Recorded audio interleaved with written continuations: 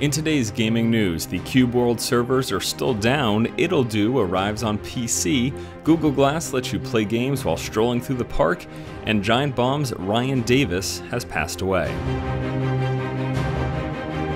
Hello ladies and gentlemen, welcome back to the show. It is Monday, July the 8th, and my name is Force, here with your day's gaming news. First up today, Cube World has a lot of people excited. Unfortunately, a lot of people still can't purchase the game. Immediately after launching its purchasable alpha, the Cube World website was met with server issues resulting from the high traffic. This caused them to close the shop, making the game unavailable while they worked on their servers. After a few days, the shop opened back up, only to be met by numerous DDoS attacks, forcing them to close it yet again. At first it was kind of good news that the servers were down because it meant they were getting a ton of traffic and people were really stoked to buy their way into the alpha. But now that the site is under DDoS attack, we've just got a bunch of jerks with a lot of free time and nothing better to do, trying to ruin the fun of everyone else. It's sad to hear that a lot of people still can't get access to Cube World, but the good news is, even though it's just in the alpha, I can tell you, it's a lot of fun to play, so once it becomes available, I suggest probably picking it up. Next up in news, we'll be talking about Ittle Dew, a game that should remind you of something you may have played in the past. Ittle Dew is a cartoony classic adventure game that pulls obvious inspiration from Zelda. The game features a young boy with golden hair and a green shirt, solving puzzles and killing bad guys in a fantasy world.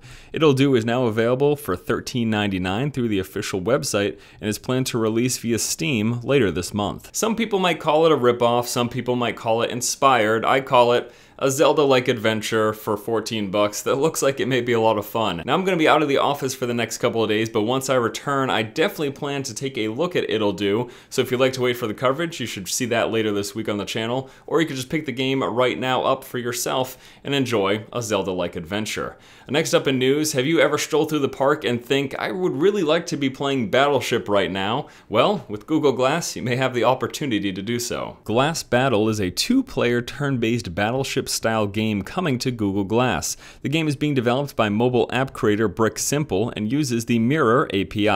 Now, I was reading the comments in an article talking about this Google Glass Battleship game, and lots of people were saying, oh, is nature not exciting enough for you? I think that's sort of a really cynical way to look at it. Frankly, this is exciting technology, and I fully envision a future where we've got these contact lenses that can display virtual reality to the world in front of us, and it's not ignoring reality as it is altering and, I don't know, making for a nice sidetrack adventure excitement. I mean, it's like any form of entertainment today. You could say anything that you do that isn't walking outside or interacting with people is escaping reality. It's entertainment and it's fun to do now and again. And some people, like myself, probably do that sort of thing far too often. And last up in news today, I've got a really somber thing to tell you guys. Ryan Davis of GiantBomb.com has passed away. This is personally a very sad day for me and obviously a very sad day for his friends and family. He was the voice of the Giant Bombcast and a person that I have listened to every Tuesday for the past few years now. Hearing this news deeply saddened me. My heart and mind goes out to the friends and family of Ryan Davis, and I just want to let you guys know about this in case the Giant Bombcast or Ryan Davis is someone that you have listened to before. That's going to do it for today's episode of the show. I don't really have much to say about that news other than it's quite sad. Thank you guys so much for watching. If you like the content, please subscribe, and as always, keep watching and keep owning. Rest in peace, Ryan.